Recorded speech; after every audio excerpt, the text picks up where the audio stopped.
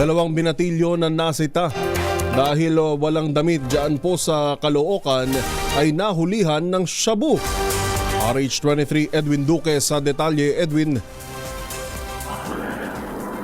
Tama, Yuel, dalawang lalaki ang nasita na walang damit pangitaas sa barangay 145 sa Bagong Barrio, Caloocan ang nahulihan ng shabu ng Caloocan ng pulis.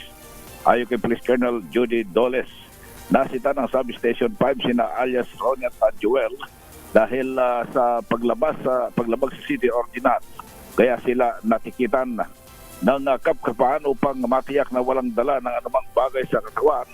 Ay dito na nakuhaan ng illegal na droga. Nakuha sa pag-igat ng 2.7 gramo ng shabu na nagkakalaga ng 59,160 pesos. Harapan dalawa sa kasong paglabag sa kasong City Ordinance and Republic Act 9165. Sinabi ng opisyal na hindi pinapalampas ng kapulisan ang mga may mga paglabag upang masawata ang mga pasaway sa lansangan at mga gumagawa o sumusuway sa mga paglabag ng illegal na droga. RH23 Edwin Duque nagulat sa DZRH, una sa Pilipinas, una sa Pilipino. Maraming salamat, Edwin Duque.